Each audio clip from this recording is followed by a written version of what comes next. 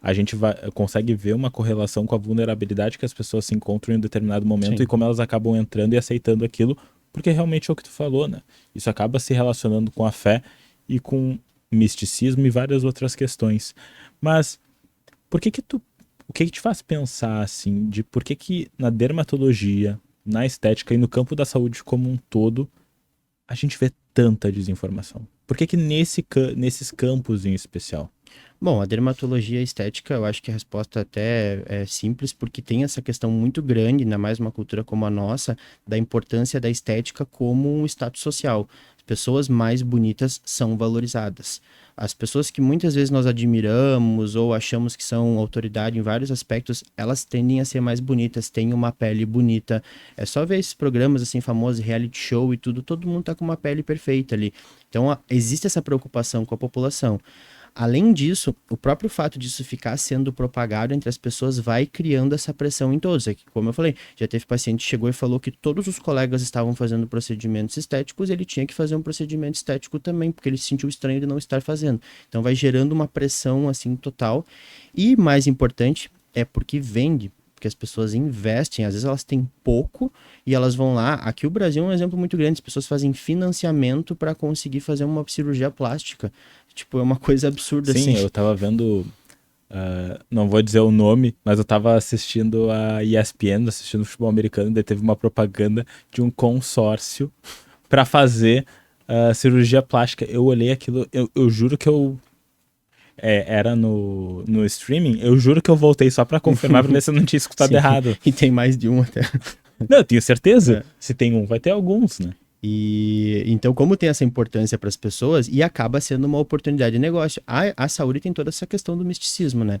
Mas se a gente for parar para pensar, outra mudança que teve em relação à ideia de profissional é que hoje o status de profissional ganhou novas conotações. É muito fácil uma pessoa se dizer profissional de alguma área, com algum título, e tem vários na estética, até poderia citar alguns, tem aromaterapeuta agora, que a pessoa vai lá, diz que é especialista em pele por isso, e ela tá dando aconselhamentos, e muitas vezes o que ela está atrás é do mercado, de ganhar dinheiro. Então ela ignora toda a parte do sofrimento. Talvez ela nem note tudo aquilo, ela só pense especificamente, tem a estética, eu quero lucrar com a estética, e eu vou argumentar para a estética. Então isso dá uma abertura muito grande.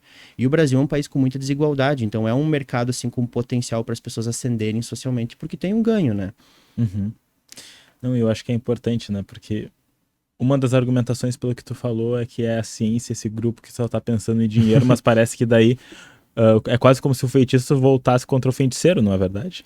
Sim, até um dos influenciadores muito famosos por aí que propaga muita coisa falsa. Eu até vi esses dias um comentário de uma pessoa dizendo: esse doutor é muito bom, ele não quer nos enganar para ganhar dinheiro. Pena que a consulta dele é tão cara. A contradição no próprio comentário, né? Pois. E aí, a gente tá falando de consultas de mais de R$ 1.000 pra pessoa despejar tudo aquilo ali. Sim, e daí eu acho que essa questão é óbvio, e daí eu acho que tu vai concordar comigo, é óbvio que as indústrias elas querem faturar, Sim, mas a questão talvez não seja esse o foco, a questão é da gente poder entender talvez até do método do que a gente está falando, né? Do método científico quando a gente vai propor uma intervenção para um paciente. sim. Isso é uma coisa que, quando eu vejo colegas contra-argumentando, eles esquecem de pegar esses pequenos detalhes, porque admitir que a indústria tem um viés financeiro é importante, não dá para negar, não, a indústria não pensa em ganhar dinheiro. É verdade, existe um interesse financeiro, mas existem profissionais que trabalham com isso, que ficam tentando regulamentar e, no caso, ficam tentando regular o que funciona ou não funciona para poder dar essa defesa assim, em relação à lucratividade. Mas se a gente simplesmente ignorar isso e não argumentar aceitando, só vai reforçar o outro lado, porque parece estar defendendo. Uhum. E eu acho que daí é importante até quando a gente olha para outras questões de indústrias no mundo, historicamente, por exemplo, a indústria do tabaco. Eles sabiam que gerava câncer, mas no momento que foi comprovado por um grupo de cientistas que isso acontecia, que o uso de cigarro, o uso de tabaco gerava câncer, teve todo Sim. uma, um processo legal que foi contra essas indústrias que sabiam dessa informação, né? Sim. E o problema, por exemplo, dessa questão do tabaco é que às vezes usam isso para tentar fazer um paralelo que não existe, como por exemplo a questão do protetor solar, que depois pode Acho entrar. acho que a gente pode até entrar aqui, porque foi o primeiro vídeo que eu vi É, teu e eu achei assim sensacional. Até compartilhei o vídeo. dá essa impressão que tem um paralelo de que a indústria do tabaco escondia que o tabaco causava câncer, assim como a indústria do protetor solar esconde que causa câncer, e é essa falsa equivalência, as pessoas acham que é a mesma coisa e ficam com medo. Mas o protetor solar é uma questão mais complexa, porque assim, se for ver as raízes dele, tem mais de uma, assim, da polêmica que ele criou. A primeira seria a questão da vitamina D. E a vitamina D é meio simbólica para muita coisa que essas pessoas gostam de falar sobre, que a vitamina D é sintetizada pelo sol. E como é Uhum. sintetizada pelo sol, traz muito aquela ideia de que os antepassados viviam de uma forma mais correta, que hoje nós nos trancamos dentro de casa, comemos mal, dormimos mal. E aquele parênteses, né? A nossa mortalidade, a nossa taxa, onde a gente tá Sim, morrendo hoje, só tem aumentado nos últimos anos, né? O que sim. faz a gente se questionar se Não, realmente. e as pessoas romantizam. Eu tinha uns livros antigos na casa da minha bisavó que tinha relatos assim que as pessoas só comiam frutas e viviam 160, 170 anos. E é mentira. E as pessoas propagavam aquilo e ainda tem gente que acredita nisso até hoje. Então tem esse apelo com a vitamina D, só que aí eles conseguiram levar esse apelo com a vitamina D, dizendo, não, o protetor solar vai bloquear toda a absorção da vitamina D. Logo você não vai ficar saudável. Só que a grande questão é que muitas vezes eles citam dados de países da Europa, do norte da Europa, e ignoram que no Brasil a quantidade de radiação UVB, que é a radiação do sol que sintetiza a vitamina D, é muito grande. Quando eles fazem estudos usando a radiação para poder criar a vitamina D, eles deixam as pessoas 30 segundos de exposição. Com a quantidade de radiação que nós temos aqui, mesmo que use protetor perfeito, vai passar sol no cabelo, vai passar em alguma parte do corpo e vamos sintetizar. Tanto que tem estudos que comprovam isso, estudos em países semelhantes, como por exemplo a Austrália.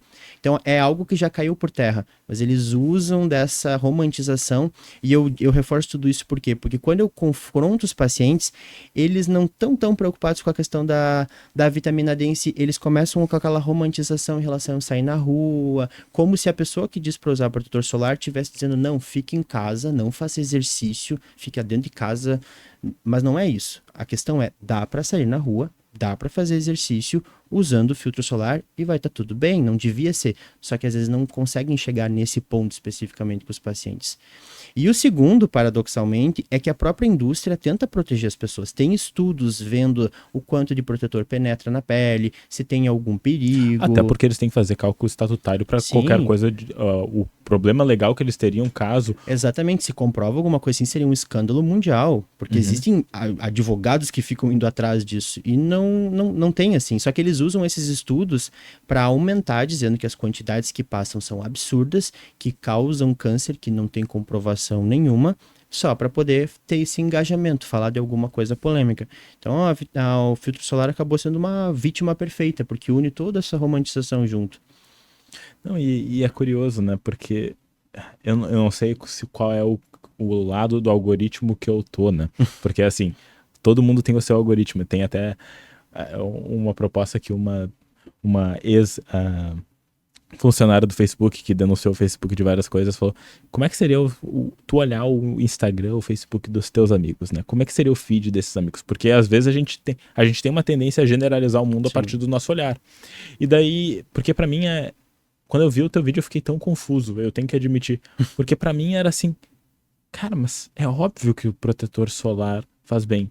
Tipo, até todos os influenciadores, assim, até de estética e tudo mais, que eu mesmo sigo, falando da importância do protetor solar. E às vezes eu ficava com aquela até com aquela própria crítica interna de, pô, eu devia passar mais protetor solar, eu tô passando pouco. Mas é interessante, né, como isso acontece, porque tu tá falando de um tema que é muito estudado. E daí, como é que essas pessoas, tu falou um pouquinho, mas como é que faz essa deturpação e como que isso chega e como isso impacta os teus pacientes? É até curioso que quando eu postei o vídeo, os primeiros que chegaram, eu acho que até o algoritmo confundiu e achou que eu estava falando que causava mesmo, porque chegou gente empolgada com a parte 1 do vídeo, achando que a minha conclusão ia ser isso. Até recebi comentário no direct, assim, de pessoas confusas. Eu acabei postando a segunda parte em que eu entrava mais, então eu mesmo confundi o algoritmo e já trouxe essa população que tem acesso a isso. Pois então, eu imagino que são várias maneiras que chegam até eles, porque em geral, eles não falam de um tema sozinho, né? Aham. Existe um pacote de ideias que as pessoas usam para poder puxar públicos diferentes, por isso que eles chegam num público tão grande. Eu já vi um influenciador que começou a questionar consumo de carne, gordura, com doença cardiovascular, e aí, de repente, no meio ele bota uma postagem, bom, não usa filtro solar. Ou, não usa desodorante com alumínio. Eles começam a ingressar para eles poderem ter toda uma rede de informações para poder ir reforçando esse argumento deles de que eles estão descobrindo pequenas verdades. Então, é difícil, assim, tem muitos, é até complicado de generalizar. Claro. Porque quando tu me fala isso, a minha cabeça ela vai direto para, por exemplo, questões do mundo psi, porque querendo ou não é o meu chão, né? E daí eu fico assim pensando, como existem coisas que são disseminadas como verdades que nunca passaram pelo rigor de uma boa metodologia de um estudo para ser avaliado, né? E como essas questões que essas pessoas estão falando muitas vezes também não fazem sentido cientificamente, porque até pode ter uma evidência. E eu até quero ouvir o que tu pode falar sobre isso, porque não basta ter evidência. Sim. Tem que ser evidência de qualidade. Porque, de novo, quando tu começa a avaliar até os vieses, de novo, qual é o investimento que essas pessoas estão dando para passar a desinformação? Porque eles têm muito investimento ali. É o sustento deles e tudo mais, né? Sim. É complicado, porque a ciência também abre margens para isso. Uhum. Qualquer pessoa que tiver em um meio científico pode fazer um estudo. A pessoa pode planejar estudos ruins, pode acabar gerando resultados confusos, e muitas vezes, se o resultado tem um pouco mais de polêmica, a tendência de ser publicado é maior. Então, existe esse outro problema que é difícil de citar, é que às vezes um resultado negativo não gera atenção, não é publicado, então, se não achar nada de errado, não tem graça, e aí só vai ser publicado aquele único que foi mal feito e gera toda a confusão. E daí a gente fica pensando, né, como é que é esse viés também de publicação. Eu me lembro numa aula no doutorado que a gente estava conversando sobre isso, né, que tem até o Journal of Negative Results, ou seja, o journal, a revista de resultados negativos, onde a gente vê que não funcionou ou que simplesmente se manteve, né? E às vezes entra muito nisso, né? A gente tem uma hipótese e daí às vezes essa hipótese ela não é corroborada com o resultado e às vezes a pessoa nem publica. Mas quão importante seria essa publicação também? Sim.